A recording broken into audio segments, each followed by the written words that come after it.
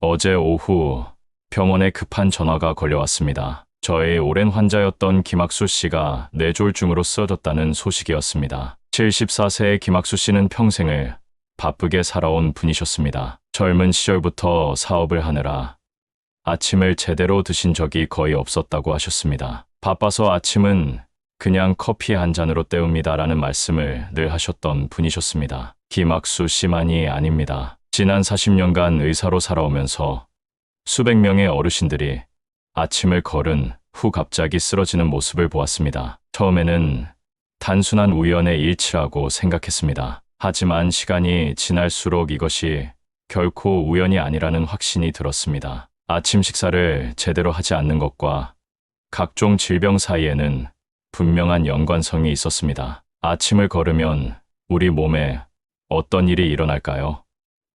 밤새 10시간 동안 아무것도 드시지 않은 상태에서 아침마저 걸으면 우리 몸은 극도의 에너지 부족 상태에 빠집니다. 이때 혈압이 급격히 오르내리기 시작합니다. 혈관이 수축과 팽창을 반복하면서 점점 약해집니다. 마치 고무줄을 계속 늘렸다 줄였다 하면 결국 끊어지는 것과 같은 이치입니다. 빈속에 뜨거운 음식을 넣는 것이 왜 위험할까요? 이를 이해하려면 우리 위의 상태를 생각해 봐야 합니다. 밤새 10시간 동안 아무것도 드시지 않은 위는 마치 겨울잠에서 막 깨어난 곰과 같습니다. 모든 기능이 최소한으로 작동하고 있는 상태입니다. 위벽도 수축되어 있고 혈관도 좁아져 있습니다. 이런 상태에 갑자기 뜨거운 음식을 넣으면 어떻게 될까요? 겨울철 차가운 유리컵에 뜨거운 물을 부으면 유리가 깨지는 것과 같은 원리입니다. 급격한 온도 변화로 인해 위벽이 손상되는 것입니다. 처음에는 미세한 상처에 불과하지만 매일 반복되면서 점점 심각해집니다. 결국 위궤양이나 위출혈로 이어질 수 있습니다. 저희 동네에 사시는 이종석 할아버지의 이야기도 빼놓을 수 없습니다. 77세의 이종석 할아버지는 평생 아침을 거르고 살아오셨습니다. 젊었을 때부터 바빠서 아침 드실 시간이 없었습니다. 라고 하시며 이것을 마치 부지런함의 증거인 양 자랑스럽게 말씀하시곤 하셨습니다. 그런 할아버지가 어느 날 갑자기 쓰러지셨습니다. 응급실에서 만난 할아버지는 의식을 잃은 상태였습니다. 혈압이 급격히 올라가면서 뇌혈관이 터진 것이었습니다. 다행히 큰 후유증 없이 회복하셨지만 의사로서 저는 할아버지께 엄중하게 말씀드렸습니다. 아침을 걸으시면 혈압이 갑자기 오르내리면서 혈관이 약해집니다. 이는 과학적으로 입증된 사실입니다. 더욱 놀라운 사실은 아침 식사와 치매의 연관성입니다. 우리나라와 일본의 의사들이 공동으로 진행한 연구에서 충격적인 결과가 나왔습니다. 아침 식사를 제대로 하지 않으시는 노인들이 치매에 걸릴 확률이 30%나 높았다는 것입니다. 아침을 걸으시면 뇌에 가는 혈류가 불안정해지고 이것이 오래 지속되면 뇌세포가 손상되기 시작합니다. 치매는 그렇게 시작되는 것입니다. 아침에 위에 부담을 주는 음식들이 있습니다. 뜨거운 찌개나 국물, 매운 김치, 자극적인 젓갈류가 그것입니다. 이런 음식들을 빈속에 드시면 위산 분비가 과도하게 촉진되어 위벽을 자극합니다. 마치 나무에 계속 못을 박는 것처럼 매일 조금씩 위가 상처를 입는 것입니다. 반대로 아침에 드시면 좋은 음식들도 있습니다. 부드럽고 소화가 잘 되는 음식, 위벽을 보호해주는 음식들입니다. 이런 음식들을 올바른 순서로 드시면 위장 건강을 지킬 수 있을 뿐만 아니라 전반적인 건강도 크게 개선될 수 있습니다. 많은 분들이 무려 그게 뭐가 특별합니까? 라고 생각하실 겁니다. 하지만 아침에 마시는 물은 그냥 물이 아닙니다. 이것은 하루를 시작하는 가장 중요한 열쇠이며 여러분의 건강을 좌우하는 결정적인 요소입니다. 밤새 우리 몸은 많은 물을 잃습니다. 숨을 쉴 때마다 땀으로, 소변으로 계속해서 수분이 빠져나갑니다. 평균적으로 성인은 잠자는 동안 약 500ml에서 700ml의 수분을 잃습니다. 이는 작은 물병 한 개 분량에 해당합니다. 아침에 일어나면 우리 몸은 이미 약간 목마른 상태인 것입니다. 이때 가장 먼저 필요한 것이 바로 물입니다. 하지만 여기서 중요한 점이 있습니다. 아침에 마시는 물의 온도가 매우 중요합니다. 차가운 물은 빈속에 좋지 않습니다. 겨울에 차가운 물로 갑자기 세수하면 얼굴이 얼얼한 것처럼 위도 충격을 받습니다. 40년간 환자들을 진찰하며 알게 된 사실입니다만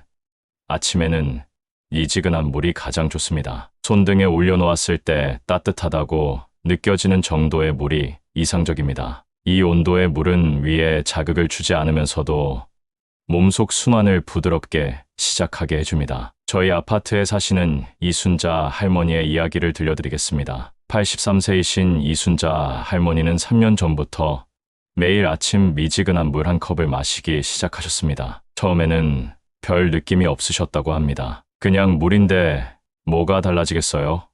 라고 반신반의하셨죠. 첫째, 물을 마시면 몸의 신진대사가 활발해져 에너지가 생깁니다. 밤새 천천히 돌아가던 우리 몸의 엔진이 다시 가동되는 것과 같습니다. 둘째, 장의 움직임을 도와 변비를 막아줍니다. 많은 어르신들이 변비로 고생하시는데 아침 물 한 잔이 이 문제를 해결하는 열쇠가 될 수 있습니다. 셋째, 혈액순환이 좋아져 영양분과 산소가 뇌를 포함한 온몸에 잘 전달됩니다. 마치 막힌 수도관에 물이 다시 흐르기 시작하는 것과 같습니다. 넷째, 몸속 나쁜 물질들이 잘 빠져나갑니다. 밤새 쌓인 노폐물들을 씻어내는 역할을 합니다. 다섯째, 관절액이 보충되어 아침에 뻣뻣한 관절이 부드러워집니다. 나이가 들수록 아침에 몸이 뻣뻣하다고 하시는 분들이 많은데 물이 이런 불편함을 줄여줄 수 있습니다. 아침에 눈을 뜨자마자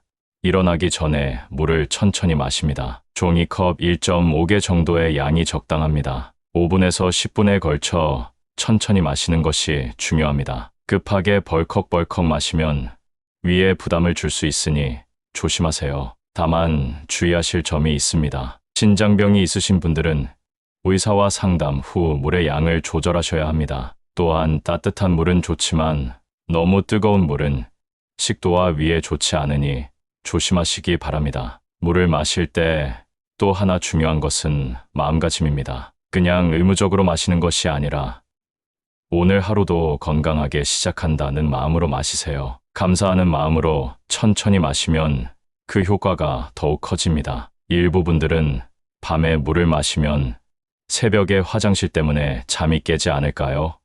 라고 걱정하십니다. 처음에는 그럴 수 있지만 몸이 적응하면서 점차 괜찮아집니다. 오히려 몸의 순환이 좋아져서 더 깊은 잠을 주무실 수 있습니다. 저희 동네에 사시는 박상수 할아버지의 이야기를 들려드리겠습니다. 67세이신 박상수 할아버지는 고지혈증 진단을 받고 약을 드시기 시작하셨습니다. 그런데 약 때문에 근육통이 심해지셨습니다. 제가 아침 식사 전 아몬드를 권해드렸습니다. 반신반의하셨지만 6개월간 꾸준히 드셨더니 콜레스테롤 수치가 크게 좋아져서 약 용량을 절반으로 줄일 수 있었습니다. 지금은 약 없이도 정상 수치를 유지하고 계십니다. 매일 아침 손주와 함께 공원을 산책하는 것이 일상이 되셨다고 합니다. 아몬드가 이렇게 좋은 줄 몰랐습니다. 약값도 아끼고 건강도 좋아지고 일석이조입니다. 라고 기뻐하고 계십니다. 경기도에 사시는 김영식 할아버지의 경험담도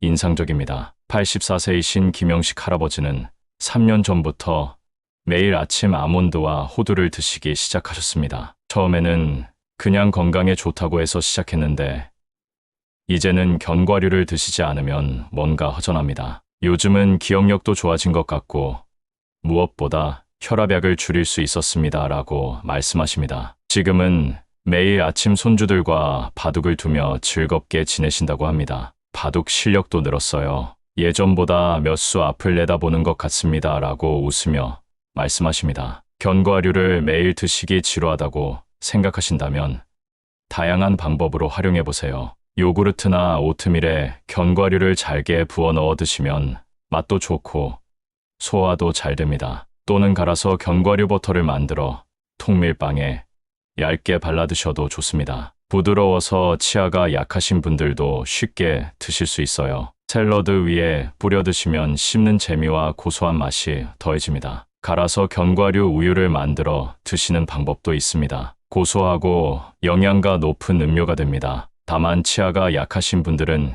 견과류를 잘게 갈거나 부수어 드시는 것이 좋습니다. 또한 견과류 알레르기가 있으신 분들은 반드시 피해야 합니다. 알레르기 반응이 심각할 수 있으니 조심하세요. 처음 드실 때는 소량부터 시작해보세요. 견과류는 자연에서 온 완벽한 영양 꾸러미입니다. 자연의 선물이죠. 약은 부작용이 있을 수 있지만 견과류는 부작용 걱정 없이 드실 수 있습니다. 단, 과하지 않게 적당량만 드시는 것이 중요합니다. 견과류를 보관할 때도 주의하셔야 합니다. 습기가 많은 곳에 두면 곰팡이가 생길 수 있으니 밀폐용기에 담아 서늘한 곳에 보관하세요. 냉장고에 보관하시면 더 오래 신선하게 드실 수 있습니다. 부산에 사시는 최이자 할머니는 견과류를 일주일치씩 미리 소분해서 준비해 놓으신다고 합니다. 매일 아침마다 양을 재는 것이 번거로워서 일요일에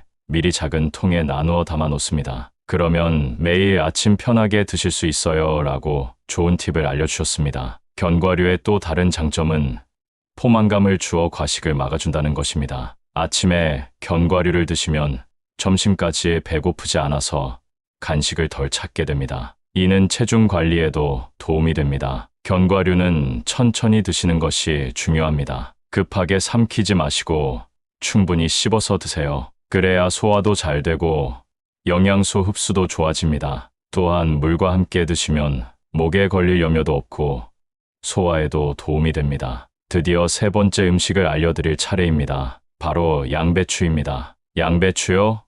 라고 의아해하실 겁니다. 하지만 양배추는 공복에 드시기 가장 좋은 채소 중 하나입니다. 제가 왜 그런지 자세히 설명해 드리겠습니다. 전라남도에 사시는 이순자 할머니의 경험담도 인상적입니다. 78세이신 이순자 할머니는 아침마다 양배추 샐러드를 드시기 시작한 지 6개월 만에 20년간 시달리던 만성 변비와 소화불량에서 벗어나셨습니다. 이제는 아침에 양배추를 안 드시면 뭔가 빠진 것 같습니다. 몸이 훨씬 가벼워졌어요 라고 말씀하십니다. 지금은 동네 댄스 교실에도 다니시며 활기찬 노후를 보내고 계십니다. 예전에는 소화가 안 돼서 음식이 무서웠는데 지금은 뭘 드셔도 편합니다 라고 하시며 웃음을 보이십니다. 그렇다면 아침에 양배추를 어떻게 드시는 것이 좋을까요?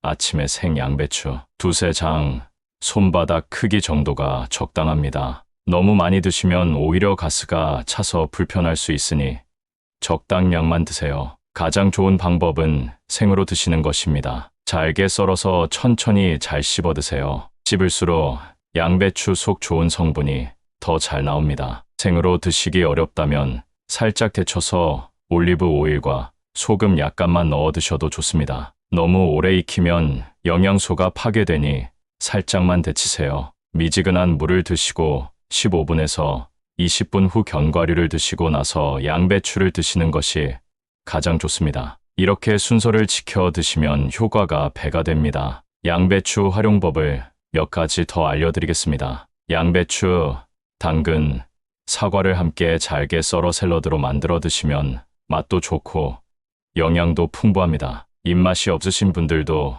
이렇게 드시면 맛있게 드실 수 있어요. 양배추, 바나나, 사과를 함께 갈아 스무디로 만들어 드셔도 좋습니다. 부드러워서 씹기 힘드신 분들도 쉽게 드실 수 있어요. 양배추 잎에 약간의 현미밥과 채소를 넣어 돌돌 말아 드시는 방법도 있습니다. 마치 작은 선물 포장지처럼 재미도 있고 맛도 있습니다. 대구에 사시는 박영희 할머니는 양배추를 아주 독특하게 활용하십니다. 양배추를 얇게 채 썰어서 김치 냉장고에 하루 정도 절여두면 아삭아삭하고 맛있어집니다. 마치 겉절이 같은 느낌이에요 라고 하시며 레시피를 알려주셨습니다. 할머니는 처음에는 생 양배추가 너무 밍밍해서 먹기 힘들었는데 이렇게 하니까 훨씬 맛있어졌습니다 라고 하십니다. 지금은 매일 아침 이렇게 준비한 양배추로 하루를 시작하신다고 합니다. 다만 주의하실 점이 있습니다. 갑상선 질환이 있으신 분들은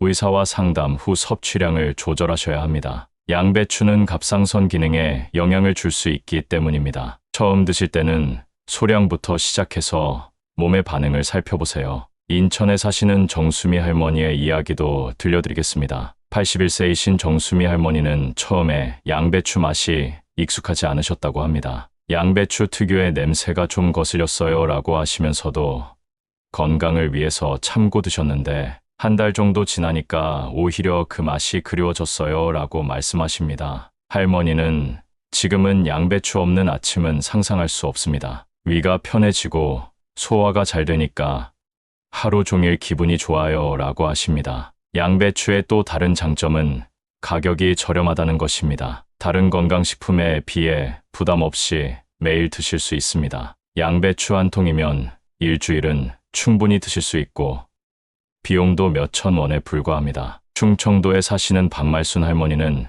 양배추가 이렇게 저렴하면서 효과가 좋은 줄 몰랐습니다. 비싼 건강 보조식품 대신 양배추로 건강을 지킬 수 있다니 정말 좋습니다 라고 하십니다. 양배추를 고를 때는 잎이 단단하고 무거운 것을 선택하세요. 겉잎이 싱싱하고 색깔이 진한 녹색인 것이 좋습니다. 보관할 때는 신문지에 싸서 냉장고, 야채실에 보관하시면 오래 신선하게 드실 수 있습니다. 양배추를 씻을 때는 잎을 하나씩 떼어내서 흐르는 물에 깨끗이 씻으세요. 농약이 걱정되신다면 베이킹소다를 푼 물에 10분 정도 담갔다가 헹구시면 됩니다. 제주도에 사시는 이순덕 할머니는 양배추를 아주 잘게 다져서 드신다고 합니다. 치아가 약해서 큰 조각으로는 씹기 힘들어서 믹서에 갈아서 드셔요. 그래도 효과는 똑같더라고요 라고 말씀하십니다. 할머니는 양배추를 갈 때 사과 조금 넣으면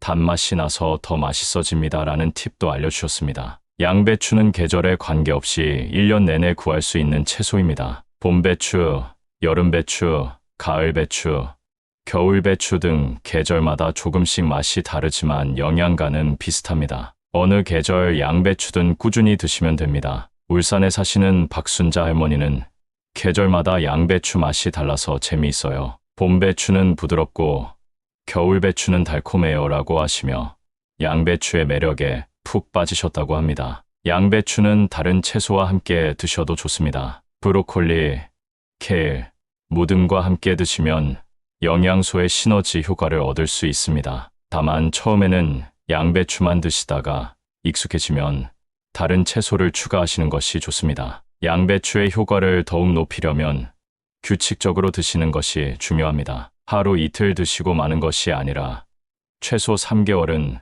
꾸준히 드셔야 효과를 확실히 느끼실 수 있습니다. 광주에 사시는 최말순 할머니는 처음 한 달은 별 변화를 못 느꼈는데 2달째부터 확실히 위가 편해지는 것을 느꼈습니다. 3개월 지나니까 완전히 다른 사람이 된 것 같아요 라고 말씀하십니다. 지금까지 3가지 음식, 물, 견과류, 양배추에 대해 알아보았습니다. 이 3가지만 잘 챙겨 드셔도 여러분의 건강은 크게 달라질 것입니다. 지금까지 아침에 꼭 드셔야 할 3가지 음식에 대해 알아보았습니다. 이제는 아침에 절대 피해야 할 음식들에 대해 알려드리겠습니다. 좋은 음식을 드시는 것만큼이나 나쁜 음식을 피하는 것도 중요하기 때문입니다. 첫째로 피해야 할 것은 뜨거운 국물입니다. 밤새 빈속에 갑자기 뜨거운 국물을 넣으면 위벽이 손상됩니다. 특히 매운 찌개나 라면은 더욱 위험합니다. 마치 겨울에 얼어있는 유리창에